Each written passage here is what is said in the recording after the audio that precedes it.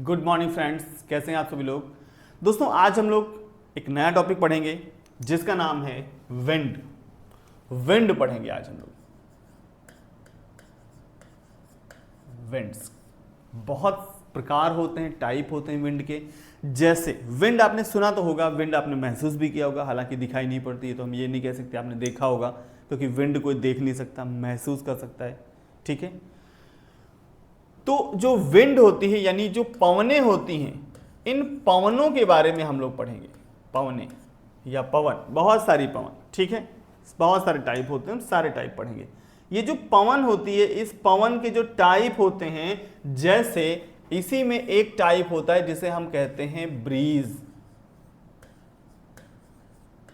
Bridge दोस्तों, हिंदी में bridge को हम समीर कहते हैं। समीर, आपने देखा होगा कि जो जैसे कोई भी मौसम हो, खास करके गर्मियों में समझ लो, कि जाड़े में तो ठंडा ही होता है, गर्मी में समझ में आएगा क्या होता है कि जो गर्मियां होती हैं, गर्मियों में ब्रह्म मुहूर्त के समय, यानी जब सुबह प्रातः काल में सूर्योदय ना हुआ हो, मॉर्निंग ना हुई हो, सूर्य ना निकला हो, सूर्य देव का उदय ना हुआ हो, उस समय हल्का हल्का अंधेरा होता है, यानी रात खत्म हो रही होती है और सुबह की स्टार्टिंग होने वाली है, अभी हुई नहीं है, होने वाली है। इस बीच का जो समय है ब्रह्म मुहूर्त का समय होता है।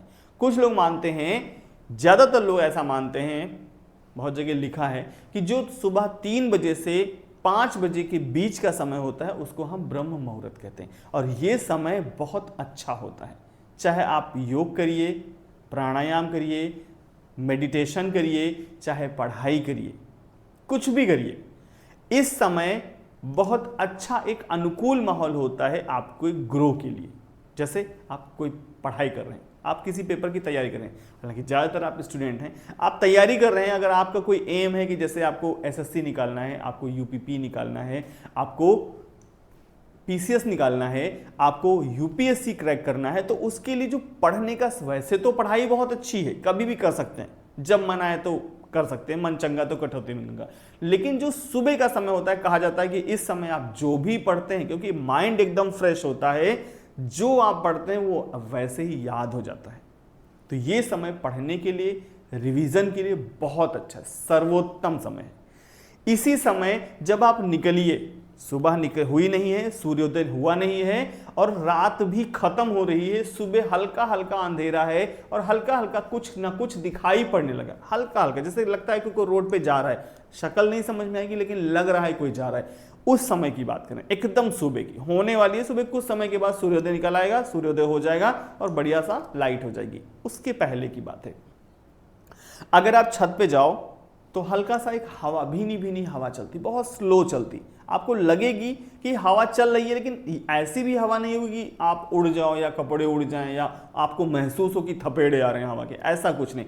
बहुत स्लोली हवा चलती, मंद गति से, जिसको बयार बोलते हैं, बयार बहती, बहुत हल्की सी स्लो स्लो हवा चलती।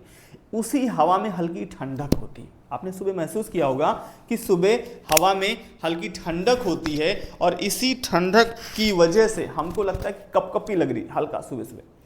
उसी हवा को हम कहते हैं ब्रीज यानी समीर, वही समीर होती है। समीर प्रातः काल चलती है, कभी दोपहर या शाम को नहीं चलती, ये सुबह के समय चलती है और गर्मियों में आप इसको अच्छे से महसूस कर सकते हैं। ठीक है, तो एक तो हो गई ब्रीज।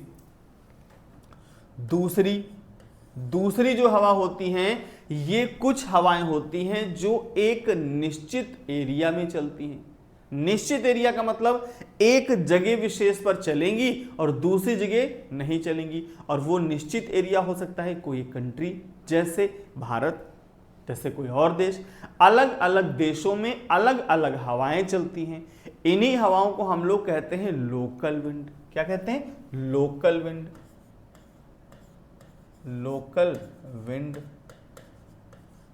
Local winds. इन लोकल विंड को हम लोग हिंदी में स्थानीय पवनें कहते हैं। तो हम लोगों को स्थानीय पवनें भी पढ़नी है, स्थानीय पवनें। और ये जो स्थानीय पवनें होती हैं, ये 2 प्रकार की होती हैं। एक होती हैं कोल्ड यानी ठंडी, इनकी जो क्वालिटी होती है, एक कोल्ड होती है और दूसरी वार्म होती है। वार्म कह सकते हो या हॉट कह सकते हो, यानी गर्म।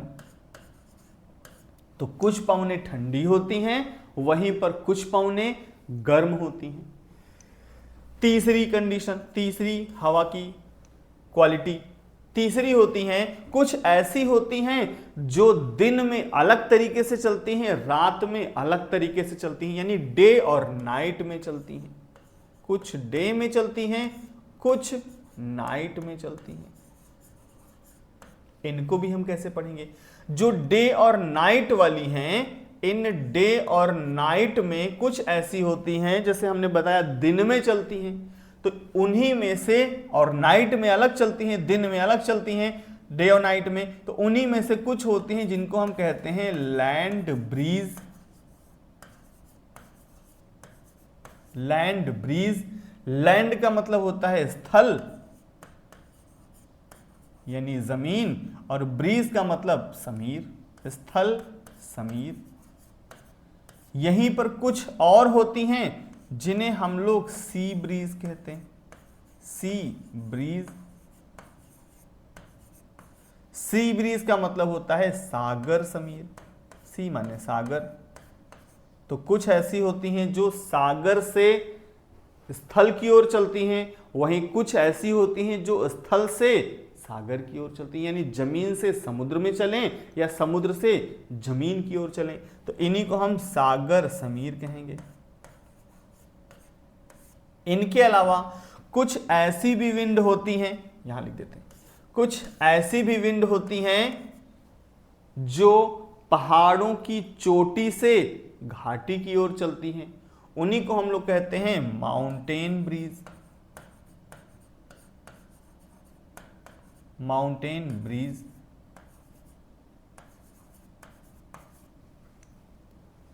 कुछ ऐसी होती हैं जो घाटी से चोटी की ओर यानी पीक की ओर चलती हैं, यानी माउंटेन की चोटी यानी पीक की ओर चलती हैं, उन्हें हम लोग वैली ब्रीज कहते हैं। Valley bridge. वैली माने घाटी, ब्रीज माने समीर, तो हम इसको घाटी समीर कह सकते हैं। माउंटेन ब्रीज यानी पर्वत समीर, पर्वत समीर। इसी को हम कह सकते हैं पर्वत एवं घाटी समीर, या माउंटेन एंड वैली ब्रीज, या वैली एंड माउंटेन ब्रीज। इसको हम लोग कह सकते हैं स्थल एवं सागर समीर, या सागर एवं स्थल समीर, यानी लैंड एंड सी ब्रीज, या sea breeze and land breeze, या सी एंड लैंड ब्रीज। कहने के बहुत सारे तरीके हैं, कुल मिलाकर आपको कुछ भी कहें मतलब यही निकलना चाहिए जो भी आप कह रहे हैं, थोड़ा ध्यान से। इसी में कुछ और भी हवाएं होती हैं। जो और हवाएं होती हैं, टाइप नंबर 4, जब हम ये पढ़ लेंगे तो इनके अलावा कुछ और विंड होती हैं जो परमानेंट होती हैं, उनको हम कहते हैं परमानेंट, परमानेंट विंड्स।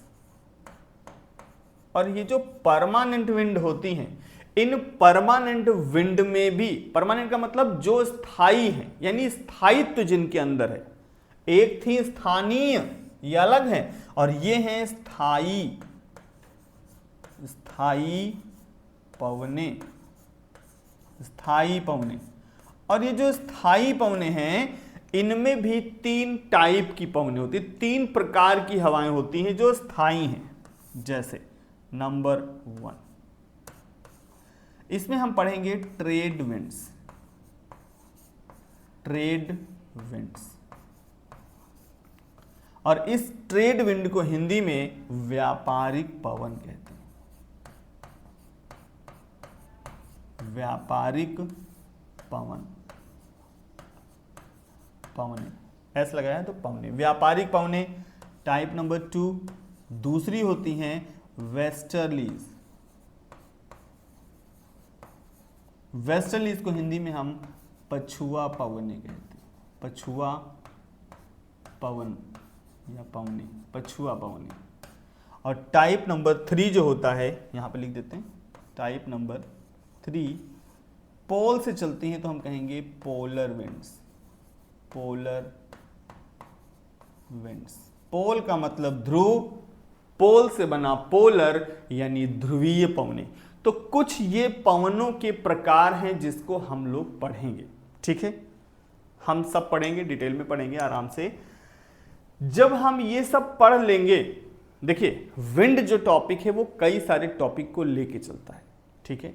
जैसे विंड अगर हम पढ़ लेंगे तो हम लोगों को पता चल जाएगा कि कैसे जमीन से समुद्र की ओर हवाएं चलती हैं, कब समुद्र से जमीन की ओर हवाएं चलती हैं, कुछ परमानेंट होती हैं वो कब चलती हैं, यानी ऐसी पवनें जो हमेशा चले, जो परमानेंट चले।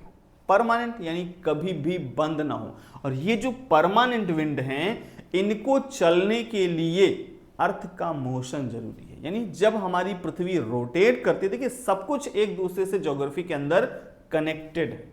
अगर एक नियम है तो उसका कनेक्शन कहीं ना कहीं जरूर है, ठीक है। जैसे अगर आपने खाना नहीं खाया तो आपको भूख भी लगेगी, आपको पेट में दर्द भी होगी और आपका मन करेगा कि कुछ ना कुछ तो खा ही लें, कुछ भी खा लें, लेकिन पेट में कुछ जाना चाहिए। ऐसे ही मन नहीं मानता, ठीक। तो वही बात, चाहे वो भले कुछ भी खा लो आप, जो पसंद हो ना पसंद हो, कुछ खाना मिले, बस कुछ मिल जाए खाने को, क्यों? क्योंकि भूख लगी है। तो ऐसे ही जब हम एक पूरा विंड का ये टाइप पढ़ लेंगे, उसमें परमानेंट विंड पढ़ लेंगे, क्योंकि हमारी पृथ्वी घूमती है, इसीलिए पृथ्वी के घूर्णन की वजह से ये परमानेंट यानी स्थायी पवनें चलना स्टार्ट करती हैं, जो कि कभी भी बंद नहीं होती। क्यों नहीं बंद होती? क्योंकि पृथ्वी हमेशा घूमती रहती है, इसीलिए कभी भी ये विंड बंद नहीं होती, कभी भी नहीं बंद होती, ध्यान रखिएगा, ठीक है। जब ये हम पढ़ लेंगे तो इसके बाद जो अगला है वो हम इसी टॉपिक से रिलेट करके टॉपिक पढ़ेंगे। जैसे आपने देखा होगा समुद्रों में जल धाराएं चलती हैं, यानी वाटर करंट्स पढ़ेंगे।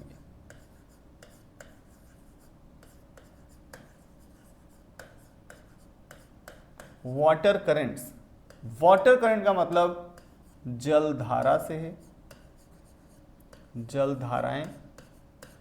और जो जल धाराएं होती हैं वो दो प्रकार की होती हैं, ये भी दो प्रकार की होती हैं। एक होती हैं hot water current,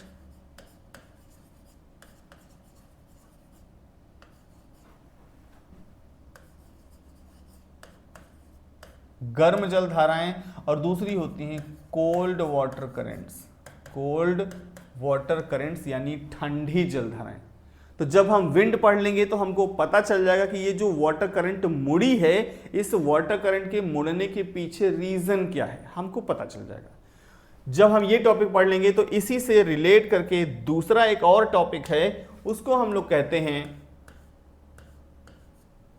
water current के बाद साइक्लोन यानी चक्रवात। तो हमको ये भी पता चल जाएगा कि चक्रवात कैसे चलते हैं, यानी ये सब इन्हीं से कनेक्टेड है, हवाओं से कनेक्टेड ही हैं, सब सारे टॉपिक विंड से कनेक्टेड हैं।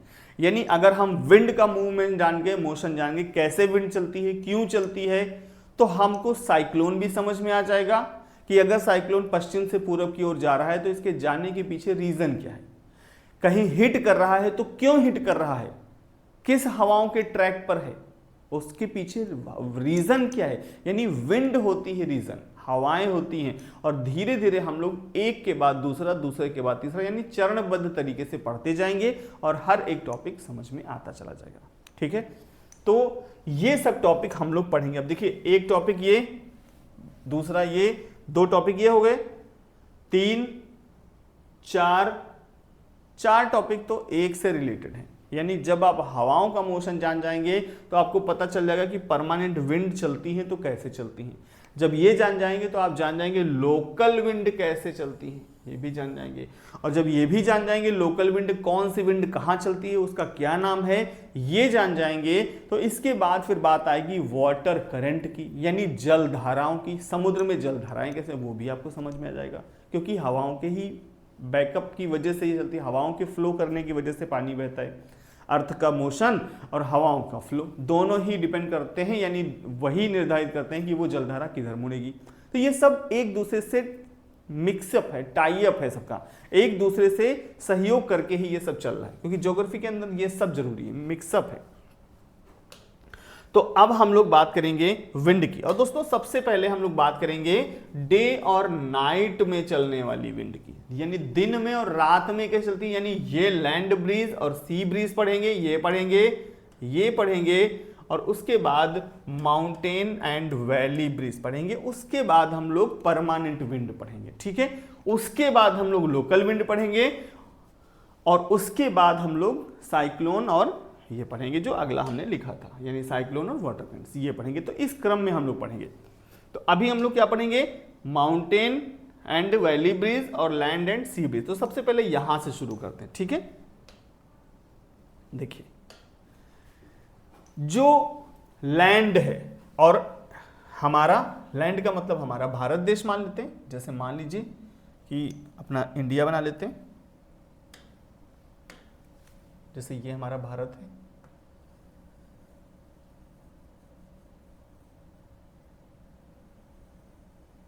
ये हमारा भारत बना रहे हैं हम, क्योंकि हमको कुछ दिखाना है, कैसे हम समझाएंगे, तो इसके लिए हम लोग मैप से पढ़ेंगे, ठीक है।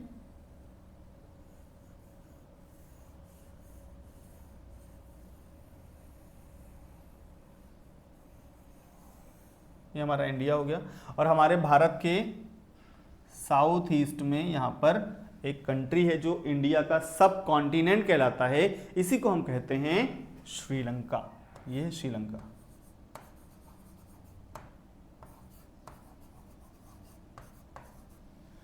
ये हमारा इंडिया है, और हमारे इंडिया में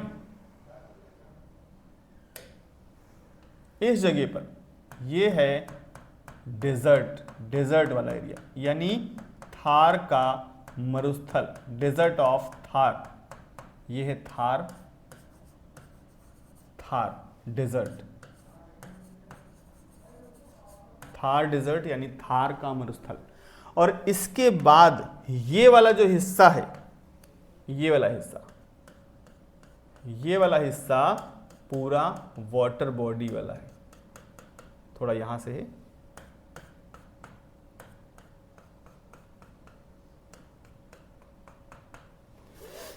हमारा जो भारत है ये 3 तरफ से पानी से घिरा है, कवर्ड है, इसीलिए इस एरिया को पेनिनसुला इंडिया या प्रायद्वीपीय भारत कहते हैं, ठीक है। ये सब एरिया जो है ये पानी से घिरा हुआ है।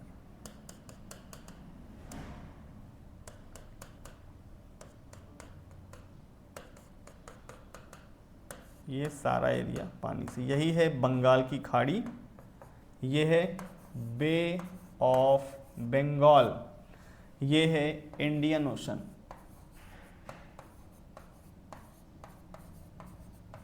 और ये है अरेबियन सी।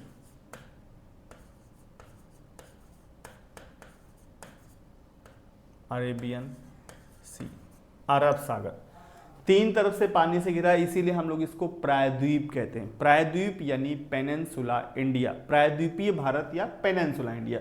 और ये वाला, इसी को हम साउथ इंडिया भी कहते हैं, दक्षिण भारत। और ये जो दक्षिण भारत वाला पार्ट है ये गोंडवाना लैंड से बना है। जब हमने आपको बताया था कि एक पेंजिया था, पानी वाला भाग पेंथालसा था, और जब एक युग आया कार्बोनिफेरस युग, उस कार्बोनिफेरस युग में पेंजिया 2 पार्टों में टूट गया, ब्रेक हो गया। 2 ब्रेक हुए इसके, एक बना अंगारा लैंड, दूसरा बना गोंडवाना लैंड। और जब गोंडवाना लैंड की ब्रेकिंग हुई, टूटन हुई, तो उससे हमारा भारत का दक्षिण वाला हिस्सा बना, जिसका नाम है पेनिनसुला इंडिया। पढ़ चुके हो आप। अब देखिए होता क्या है, जून का महीना जब आता है, यानी गर्मियां जब आती, गर्मियां तो स्टार्ट हो गई हैं, मार्च अप्रैल से ही स्टार्ट हो जाती हैं। हालांकि आजकल का जो वेदर है बहुत डिस्टर्ब है, बहुत गर्म है, अभी से इतनी गर्मी होने लगी है। अभी अप्रैल चल रहा है, आज 21 अप्रैल है, और इतनी ज़्यादा गर्मी बढ़ गई है कि ऐसा लग रहा है हम लोग जून में एंट्री कर गए। तो आप सोचिए जून के महीने में क्या होगा, बहुत ज़्यादा गर्मी होने वाली है। आप लोग बचाव रखिए अपना, बच के रहिए। ये हमारा डेजर्ट वाला एरिया। अब देखिए, जब डेजर्ट वाला एरिया है तो यहाँ रेत होगी, रेत यानी सिलिका होगी। और जब रेत होगी तो जैसे ही गर्मी पड़ेगी, रेत का गुण होता है रेत माने बालू ही है, मिट्टी ही है, टाइप ऑफ सॉइल है। तो जब बालू के ऊपर, रेत के ऊपर जैसे ही सूर्य की किरणें पड़ती हैं तुरंत गर्म हो जाती है, और जैसे ही शाम को सूर्यास्त होता है ये अपनी ऊर्जा को तुरंत एमिट कर देती हैं और तुरंत ठंडी हो जाती है। यानी बहुत तेजी से गर्म होती हैं, बहुत जल्दी गर्म होती हैं, और उतनी ही जल्दी ये अपनी ऊर्जा को मुक्त या अवमुक्त कर देती हैं और बहुत जल्दी ठंडी हो जाती हैं। ये बालू का गुण है। हर एक मिट्टी का ऐसा गुण नहीं होता।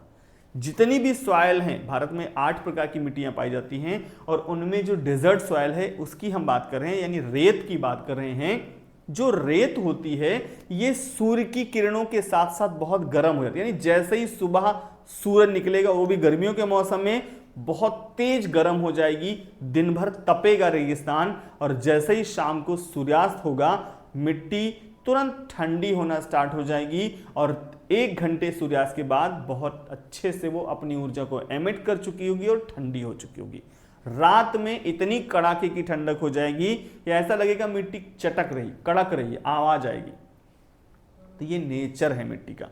अब देखिए गर्मी का मौसम है, गर्मी है तो सूरज निकलेगा, और जब सूरज निकलेगा तो टेम्परेचर उसका हर तरफ जलवा बिखरेगा, सूरज की किरणें पड़ेंगी, जमीन पर भी पड़ेंगी और उसमें भी रेत पर भी पड़ेगी, डेजर्ट एरिया में, थार के मरुस्थल में पड़ेंगी, और पानी में भी पड़ेंगी। अब देखिए पानी का नेचर होता है देर से गर्म होना और देर से ठंडा होना, जबकि मिट्टी में भी सिलिका का गुण होता है जल्दी गर्म होना, जल्दी ठंडा होना। याद रखिएगा इस बात को, बालू जल्दी गर्म होती है, जल्दी ठंडी होती है, लेकिन पानी देर से गर्म होना स्टार्ट होता है और देर तक गर्म बना रहता है, यानी देर में ठंडा होता है। कहने का मतलब ये, तो जब दिन होगा, अभी देखिए दिन का समय, अब देखिए हम दूसरे कलर ले रहे हैं, दिन का समय है, और जब दिन होगा, अभी डे है, इस कलर से बना रहे हैं, जब दिन का समय होगा तो सूर्य की किरणें पड़ेंगी, यहां भी टेम्परेचर होगा, यहां भी,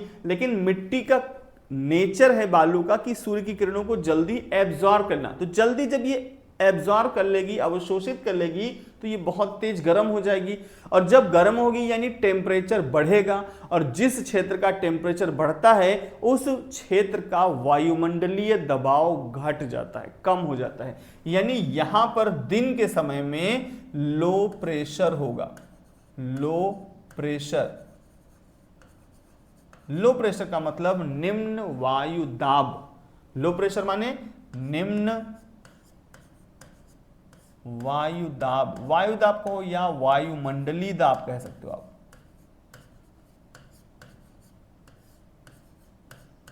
निम्न वायुमंडलीय दाब, ठीक। पानी अभी ठंडा है, पानी ठंडा है यानी टेम्परेचर कम है या नहीं है, ठंडा है तो नहीं है, हल्का गुनगुना होगा तो टेम्परेचर धीरे धीरे बढ़ेगा, खौलने लगेगा तो टेम्परेचर बहुत बढ़ जाएगा। जैसे डेजर्ट एरिया में अगर आप नंगे पैर चले जाओ गर्मी के मौसम में तो पैर जल जाएंगे। जैसे आप फर्श के ऊपर ऐसे बिना चप्पल जूता के पहन के चले जाओ, नंगे पैर चले जाओ तो आपके पैरों में छाले पड़ जाएंगे, जल जाएंगे, आप जा नहीं पाओगे। कंडीशन होती है, आप महसूस करते होंगे कभी। तो यहां पर गर्मी है, गर्मी यानी टेम्परेचर बढ़ेगा, टेम्परेचर बढ़ेगा। देखो हर एक जगह पर वायुमंडलीय दबाव काम कर रहा है, और जब हर एक जगह पर वायुमंडलीय दबाव काम करता है तो सभी जगह कर रहा है, लेकिन जिस क्षेत्र विशेष का तापमान बढ़ता है उस जगह पर वायुमंडलीय दबाव अपने आप लो हो जाता है, यानी घट जाता है, कम हो जाता है। बात समझ में आई? तो वायुमंडलीय दबाव घटेगा। तो यहां पर क्या है, यहां पर टेम्परेचर हाई हुआ है इसीलिए प्रेशर लो हुआ है, लेकिन पानी अभी ठंडा है, पानी ठंडा है, दैट मीन्स यहां पर टेम्परेचर नहीं है। पानी ठंडा है यानी प्रेशर की अगर हम बात करेंगे तो यहां पर हाई प्रेशर है, ये हाई प्रेशर है, उच्च वायुमंडलीय दाब, ये है उच्च वायुमंडलीय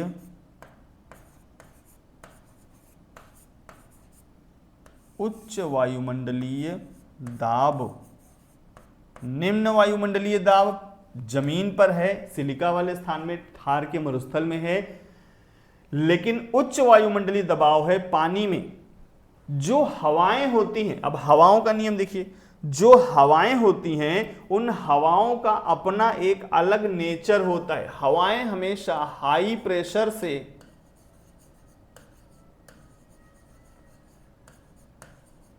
हमेशा लो प्रेशर की ओर चलती। जितनी भी हवाएं होंगी, विंड हमेशा हाई प्रेशर से लो प्रेशर की ओर चलती। हाई प्रेशर का मतलब उच्च वायुदाब, उच्च वायुदाब, वायुदाब या वायुमंडलीय दाब।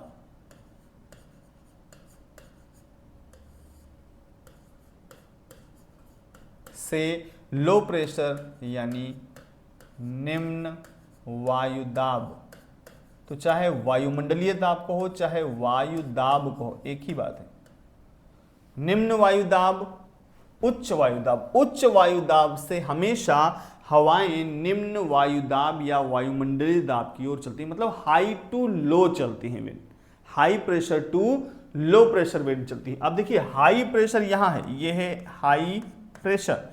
हाई प्रेशर और यहां पर है लो प्रेशर, यानी हवाएं हमेशा हाई प्रेशर से लो प्रेशर की ओर चलेंगी। इसीलिए दिन में जो हवाएं होंगी वो हाई से लो की ओर चल रही हैं, यानी समुद्र से जमीन की ओर चल रही हैं। और जब समुद्र से जमीन की ओर चलेंगी तो इसी को हम कहते हैं सी ब्रीज। यही है सी ब्रीज। और सी ब्रीज को हिंदी में हम लोग सागर समीर के नाम से जानते हैं। सागर समीर, यही है सी ब्रीज या सागर समीर। अब उल्टा दूसरा, अभी दिन था अब रात हो गई, तो हम लोग कलर चेंज कर लेते हैं ताकि अलग से दिखे। ठीक है, अभी दिन था अब रात हो गई। रात वाली कंडीशन हम इस मार्कर से, इस कलर से बनाएंगे। रात हो गई, सूर्यास्त हो गया। सूर्यास्त जैसे ही होगा, मिट्टी का नियम था, मिट्टी का गुण था सिलिका का, सूरज की रोशनी के साथ जल्दी गर्म होना, सूर्यास्त होने पर बहुत तेजी से अपनी ऊर्जा को मुक्त करना, खो देना और ठंडा हो जाना। जब शाम होगी, सूर्यास्त होगा, तो सूर्य अस्त हो चुका है, यानी अब गर्मी नहीं है, यानी ये डेजर्ट वाला एरिया अपनी ऊर्जा को बहुत तेजी से मुक्त करेगा। और जब अपनी ऊर्जा को मुक्त करेगा तो बहुत तेजी से ठंडा होगा। जब ठंडा होगा यानी टेम्परेचर कम है, यानी यहां पर अब प्रेशर हाई है, यानी अब इस जगह पर हाई प्रेशर होगा।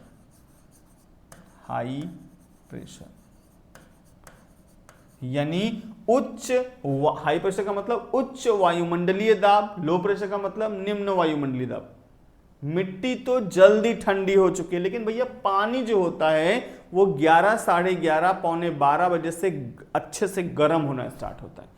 तो जब देर से गर्म होना स्टार्ट, मिट्टी तो 7 बजे ही गर्म हो गई। गर्मी जून के मौसम में आप देखो 7, साढ़े 7 बहुत देर में बजता है। उस समय सुबह होती 4:45 बजे। अब 4:45 बजे से सूरज निकलेगा और उसके बाद दो घंटे में तो इतना गर्मी हो जाएगी कि आप निकल नहीं पाएंगे, वहां जा नहीं पाएंगे, सोच नहीं पाएंगे कि वहां जाएं। सोचने से ही गर्मी लगने लगेगी कि इतना टेम्परेचर होगा। तो जब सुबह 11:30 के पहले पानी ठंडा था, उसके बाद धीरे धीरे पानी गर्म हो रहा है, यानी पानी देर से गर्म होना स्टार्ट हुआ है तो देर तक गर्म रहेगा। यानी सूर्यास्त होने पर मिट्टी तो जल्दी ठंडी हो गई, लेकिन पानी अभी गर्म है। सॉइल ठंडी है लेकिन पानी गर्म है, और पानी गर्म है मतलब टेम्परेचर है ज्यादा।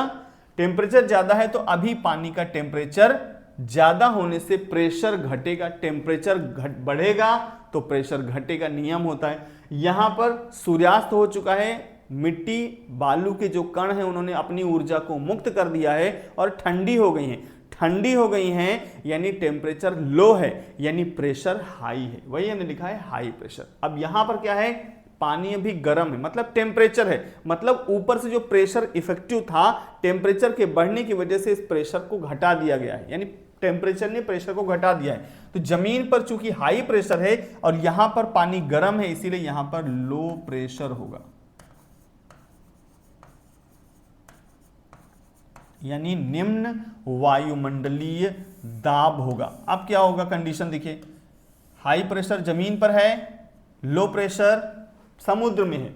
और जो हवाएं होती हैं वो हमेशा हाई प्रेशर से लो प्रेशर की ओर ही चलती हैं, यही तो नियम है। तो हाई प्रेशर है जमीन पर, लो प्रेशर है समुद्र में, यानी अब अपोजिट डायरेक्शन में हवाएं चलने लगेंगी जमीन से समुद्र की ओर, यानी सतह से या स्थल से पानी यानी समुद्र की ओर हवाएं चलेंगी। इसी को जहां से चलती हैं उसका नाम रखते हैं। जैसे यहां पर समुद्र से चली थी तो हमने नाम रखा सी ब्रीज। अभी जमीन से चल रही है, लैंड पोर्शन से चल रही हैं, इसीलिए हम इसे कहेंगे लैंड ब्रीज। लैंड ब्रीज यानी स्थल समीर, स्थल समीर।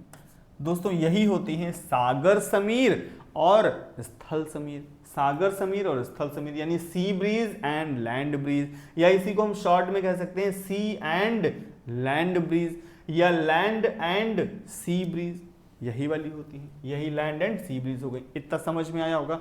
अब हम लोग बात करते हैं माउंटेन एंड वैली ब्रीज की।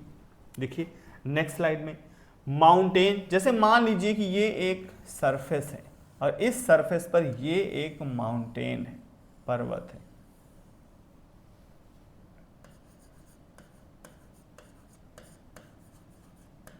माउंटेन पर्वत है और पर्वत के तलहटी में यहां पर इसको हम कहते हैं, ये है वैली, इसको बोलते हैं वैली। वैली का मतलब होता है घाटी, घाटी। और ये इसकी चोटी यानी पीक वाला एरिया, पीक यानी चोटी। और हमेशा पीक ज़्यादा ऊंची होने पर इसकी चोटी के ऊपर वर्ष भर बर्फ जमी रहती है, ये पीक है इसकी, इसी को हम बोलेंगे पीक।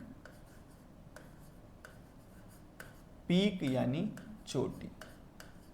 दोस्तों जो चोटी होती है वो सबसे उच्च स्थान पे होती है। जैसे आदमी और औरत दोनों में ही चोटी होती, चुटिया, चुटिया यानी चोटी, तो वही चोटी है। सबके सर के ऊपर चोटी होती है, महिलाओं में भी होती है, पुरुषों में भी होती है, कई सारे पक्षियों में भी होती है। वैसे ही पहाड़ की जो सबसे ऊंचा स्थान होता है उसी को हम लोग पीक या चोटी कहते हैं। वो चोटी है और ये वैली है। जैसे मान लो एक और माउंटेन यहाँ पे, जैसे एक ही मान लो चाहे दो मान लो, तो बीच में इसी को घाटी कहेंगे। जैसे मान लो यहाँ एक और पर्वत होता तो दोनों के बीच का स्थान वैली या घाटी कहलाता। या इसी को हम यहीं से कह सकते हैं, इसका ये पदस्थली है। पद माने पैर होता है, पदस्थली मतलब जहां पर पैर हैं, यानी जहां से वो माउंटेन ऊपर विस्तार कर रहा है, शुरू हो रहा है ऊपर का विस्तार, यानी माउंटेन जहां से बन रहा है ऊपर उठ रहा है, तो यही होती है घाटी। आप देखिए अब दिन है, देखिए कंडीशन है, सब दिन का समय है। तो जब दिन होगा, कलर चेंज कर लेते हैं, जब दिन है तो अभी दिन है, देखिए डे है, तो जब दिन होगा तो सूर्य निकलेगा, सूर्य निकलेगा तो टेम्परेचर होगा, टेम्परेचर होगा तो जहां पर घाटी पर सूर्य की रोशनी पड़ेगी, यहां पर सनलाइट पड़ेगी, तो क्या है सनरेज, सनरेज हैं, सनरेज पड़ेंगी तो टेम्परेचर बढ़ेगा, टेम्परेचर बढ़ेगा तो प्रेशर घटेगा, यानी अभी यहां पर लो प्रेशर है और यहां पर ठंडक ज्यादा है, इसलिए वैली में हाई प्रेशर है।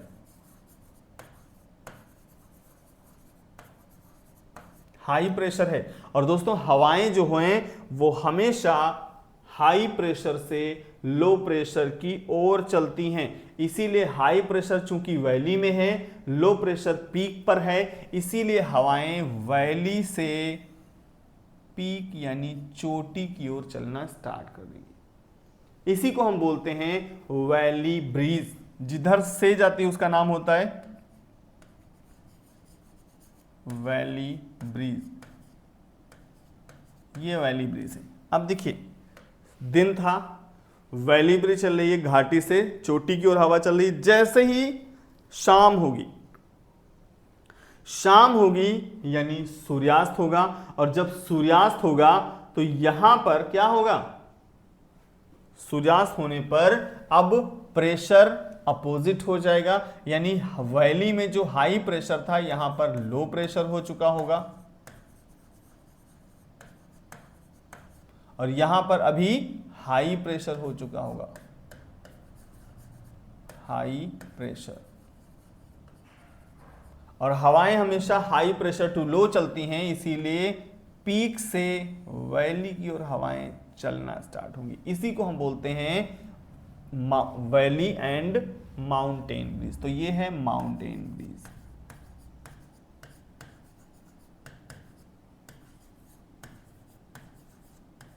यानी पर्वत समीर, पर्वत समीर। तो इसी को हम कह सकते हैं पर्वत समीर और घाटी समीर, या घाटी एवं पर्वत समीर, कुछ भी आप कह सकते हो। तो आशा करते हैं इतना तो समझ में आ गया होगा आपको। एक मिनट। तो अब हम लोग बात करते हैं, माउंटेन हो गया यानी पर्वत समीर और घाटी समीर हो गया, और sea breeze and land breeze हो गया। देखिए दो चीजें हम लोगों ने कंप्लीट कर ली, यानी एक तो हम लोगों ने पढ़ लिया है डे वाला, ये वाला पार्ट, डे में कैसे चलती है, नाइट में चलती है, यानी लैंड ब्रीज हमने पढ़ लिया, सी ब्रीज हमने पढ़ लिया, mountain breeze and valley breeze, इतना हम लोगों ने पढ़ लिया। अब हम लोग समीर के बारे में भी ऑलरेडी बात कर चुके हैं कि गर्मियों में मॉर्निंग के समय समीर चलती है। समीर सुबह चलेगी, कभी दिन में या रात में नहीं चलेगी। तो कुछ बातें हम लोकल विंड के बारे में भी कर लेते हैं। जैसे लोकल विंड का मतलब होता है स्थानीय पवन, यानी स्थानीय पवन यानी एक स्थान विशेष में हवा चले, और जो स्थान विशेष में हवा चलती है उसी को हम स्थानीय पवन कहते हैं। स्थानीय पवन का मतलब दो कंडीशन होती हैं, एक या तो कोल्ड होगी या तो वार्म होगी। तो जो भारत है, अलग अलग देशों में अलग चलती हैं, तो जो भारत है, भारत में एक गर्म हवा चलती है जिसे लोकल विंड कहते हैं। जैसे हमारे यहाँ लू चलती है। लू क्या है, एक गर्म कंडीशन की है, गर्म तासीर है, ये हॉट है, यानी लू हमारे ही देश में चलती है। ठीक है, दुनिया में अलग अलग देशों में अलग अलग विंड चलती हैं, कहीं पर ठंडी चलती हैं तो कहीं पर गर्म चलती है। जैसे भारत में ठंडी कोई नहीं, गर्म है, लू चल रही। गर्मियों के मौसम में आपने देखा होगा कि गर्मियों के मौसम में लू चलती है, जो लू के थपेड़ों से दिन में जितने भी लोग चलते हैं वो सब परेशान होते हैं। तो लू हमारे देश में चल रही है, अलग अलग देशों में हमने बताया अलग अलग चलती है। जैसे कहीं पर हरमट्टन चलती है, कहीं पर ब्लिज़ार्ड चलती है, कहीं पर शिराको चलती है। तो ऐसे अलग अलग नाम हैं। कहीं पर आइस ईटर चलती है, सबके अलग अलग नाम हैं, उनके बारे में डिस्कस करेंगे। तो अब हम लोग बात करते हैं स्थायी पवनों की, यानी परमानेंट विंड्स की।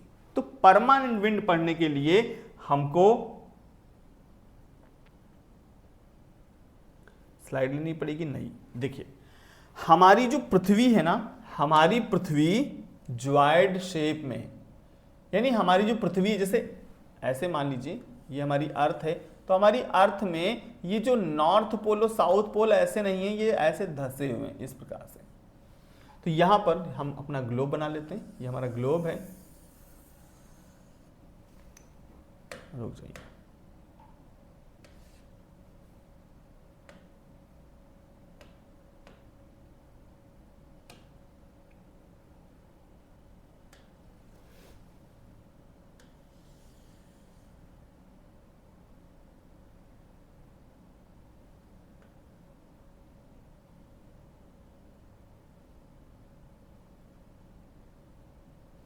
ये हमारी अर्थ है, और हमारी अर्थ पर दो पोल हैं, एक ऊपर दूसरा नीचे। इस वाले पोल, यानी पोल का जो स्थान है, ये कुछ ऐसे धंसा हुआ है,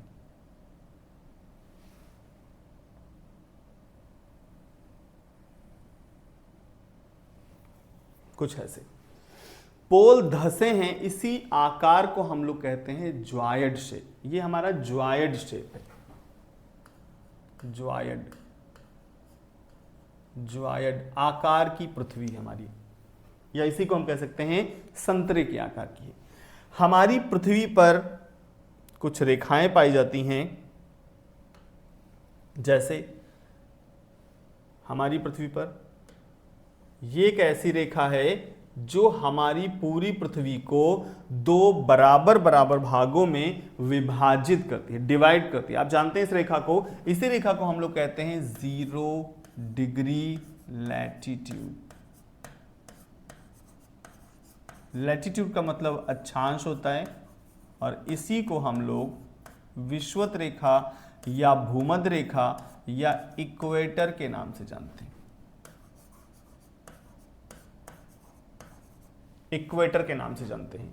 चूंकि हमारी अपनी पृथ्वी सीधी नहीं है, ये अक्ष है पृथ्वी की, और अपनी एक्सिस पर हमारी पृथ्वी सीधी नहीं है, 23.5 डिग्री टिल्ट है। इसके बाद एंटी क्लॉकवाइज रोटेट करती है। एंटी क्लॉकवाइज का मतलब होता है पश्चिम से पूरब की ओर हमारी पृथ्वी ऐसे घूमती है, और इसकी जो रोटेशनल स्पीड है वो 1675 किलोमीटर पर आवर है। बहुत स्पीड में घूमती है।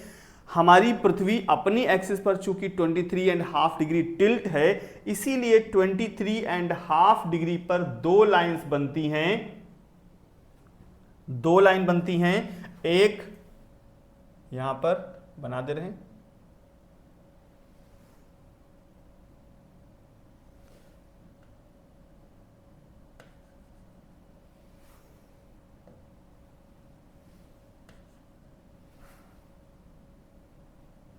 कोई बात नहीं।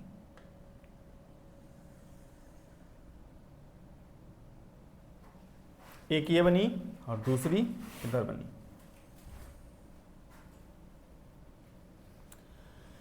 इसका जो एंगल होगा वो होगा 23.5। ये है 23.5 डिग्री नॉर्थ लैटिट्यूड। इसी को हम लोग ट्रॉपिक ऑफ कैंसर या कर्क रेखा कहते हैं। कर्क रेखा, यही कर्क रेखा है, और इसका एंगल है 23, जो दोनों का एंगल सेम होता है, 23.5 डिग्री साउथ लैटिट्यूड।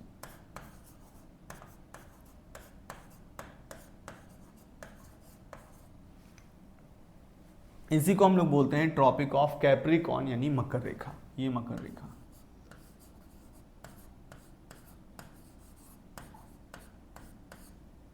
मकर रेखा। दोस्तों ये जो भूमध्य रेखा है, इस भूमध्य रेखा के दोनों तरफ, नॉर्थ में, नॉर्दर्न हेमिस्फीयर में और सदर्न हेमिस्फीयर में, यहां पर एक एरिया पाया जाता है, एक रेखा पाई जाती है जो 5 डिग्री नॉर्थ से लेकर 5 डिग्री साउथ तक होती है। ये वाली रेखा 5 डिग्री नॉर्थ लैटिट्यूड से लेकर 5 डिग्री साउथ लैटिट्यूड। ये जो बीच का क्षेत्र होता है, इसी को हम लोग डोल्ड्रम के नाम से जानते हैं। बहुत इंपॉर्टेंट चीज है ये।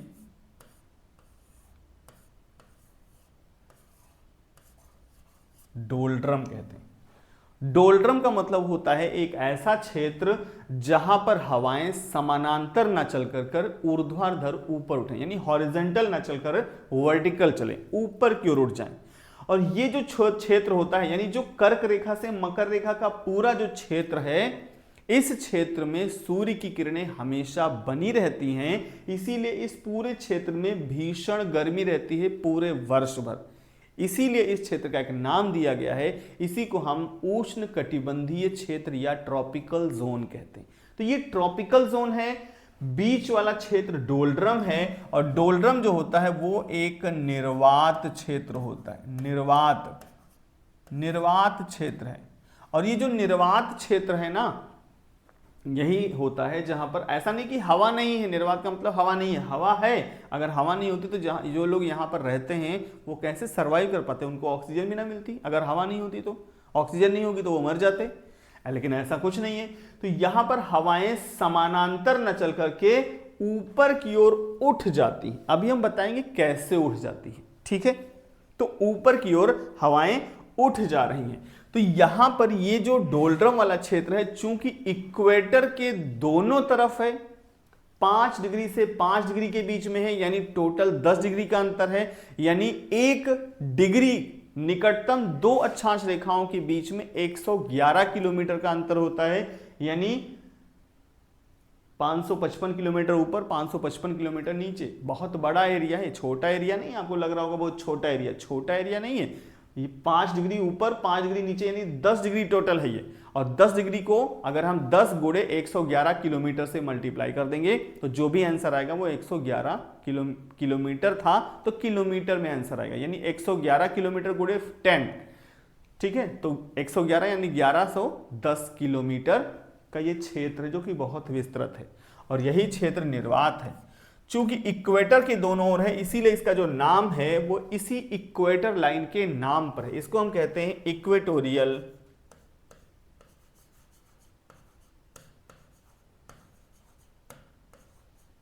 Equatorial low pressure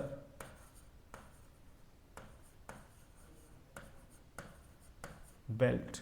equatorial low pressure belt, Hindi में कहेंगे विषुवतीय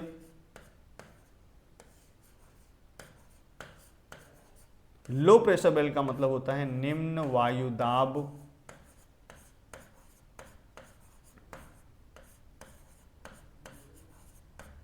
पेटी। निम्न वायुदाब पेटी। इक्वेटोरियल लो प्रेशर बेल्ट मतलब निम्न वायुदाब पेटी। कौन सी? विषुवत वाली, विषुवतीय निम्न वायुदाब पेटी की हम लोग बात कर रहे हैं। फिर देखिए, ये कर्क रेखा है और कर्क रेखा 23.5 डिग्री पर है, तो 23.5 डिग्री से लेकर लगभग 35 डिग्री तक, कितना? 35 नॉर्थ लैटिट्यूड। जैसा नॉर्दर्न हेमिस्फीयर में वैसा ही सदर्न हेमिस्फीयर में, ये भी एंगल सेम होगा 35 डिग्री साउथ लैटिट्यूड, यानी 23.5 से 35, 23.5 से 35। ये वाला जो क्षेत्र है, ये वाला, ये हाई प्रेशर बेल्ट का क्षेत्र है। High pressure belt,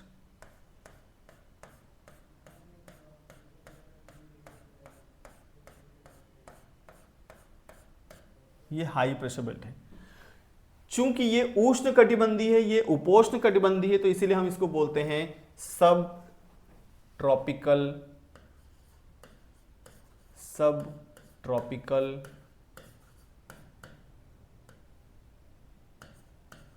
high pressure belt.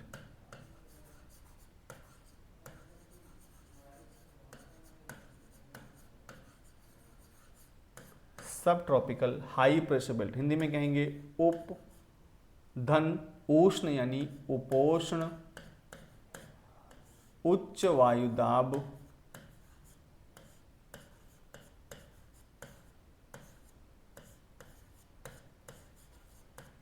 पेटी। उपोष्ण उच्च वायुदाब पेटी। अब देखिए 23.5 से 35 इधर भी है, 23.5 से 35 इधर भी है, तो दोनों का नाम सेम होगा, यानी ये भी, ये वाली जो बेल्ट है ये भी सब ट्रॉपिकल हाई प्रेशर बेल्ट है। सब ट्रॉपिकल हाई प्रेशर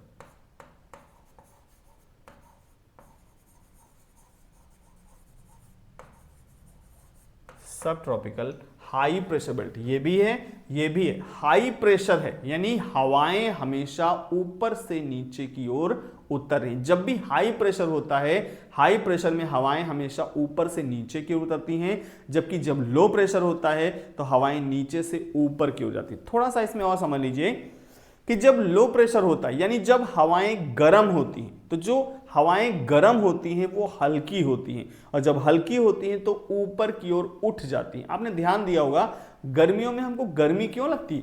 क्योंकि ये हवाएं जो आसपास हमारे सराउंडिंग हवाएं होती हैं वो गर्म हो चुकी होती है। जैसे मान लो कमरे में बैठे कई लोग बैठे, 20-25 लोग, पूरी क्लास है, ब्रीथिंग करेंगे, आप सब लोग ब्रीथ करेंगे, रेस्पिरेशन होगा, श्वसन अभिक्रिया होगी और CO2 की मात्रा कमरे में बढ़ेगी, यानी एक समय ऐसा आएगा कि कमरे की सारी ठंडी हवा गर्म हो चुकी होगी।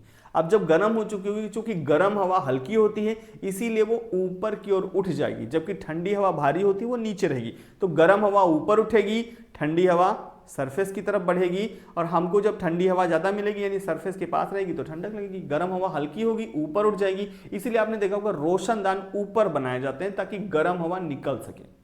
हल्की हवा है, एग्जॉस्ट लगा दिया, वो गर्म हवा बाहर निकल गई। जैसे ही गर्म हवा निकलेगी, कमरे में तो एक एरिया है, उस एरिया में पूरी हवा फुलफिल रहेगी। जैसे ही गर्म हवा बाहर निकलेगी, ठंडी हवा यानी बाहर से हवा अपने आप कमरे के अंदर एंट्री कर जाएगी, यानी कमरे में ठंडक लगने लगेगी। अगर बहुत देर तक आपने देखा होगा कमरा एकदम बिना रोशनदान और बिना खिड़की के हो कमरा, अब ये नहीं कहेंगे दरवाजा भी ना हो, दरवाजा तो होगा वरना ना होगा कैसे, तो डोर होगा, लेकिन कमरे में खिड़की और रोशनदान नहीं है तो वो कमरा बहुत ज़्यादा गर्म होता है। अगर एसी लगा लो तो एक अलग बात है, एयर कंडीशन नहीं है तो वो कमरा एकदम बंद होगा तो बहुत ज़्यादा भीषण गर्मी लगेगी। इसीलिए आपने देखा होगा कि जो मकान बनाए जाते हैं उन मकानों को बनाने का नियम होता है कि खिड़की के सामने खिड़की या खिड़की के सामने दरवाजा या रोशनदान के सामने एक दूसरा वेंटिलेटर या रोशनदान लगाते हैं, इसीलिए बनाते हैं।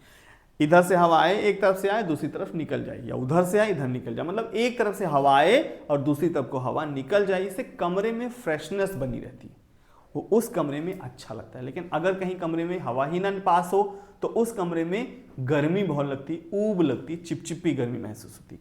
तो इसीलिए यहां पर ये जो क्षेत्र है ये गर्मी से हम ठंडक की ओर बढ़ रहे हैं, तो हम कहेंगे सब ट्रॉपिकल यानी उपोष्ण उच्च वायुदाब पेटी, हाई प्रेशर है। तो आज के लिए दोस्तों इतना ही रखते हैं, फिर हम लोग इसी के आगे किसी दूसरे दिन क्लास में शुरू करेंगे, ठीक है। फिर हम लोग बात करेंगे नेक्स्ट क्लास में इसी टॉपिक पर बात करेंगे। तब तक के लिए नमस्कार, ध्यान रखिए, आप लोग खुश रहिए, पढ़ते रहिए, स्माइल करिए।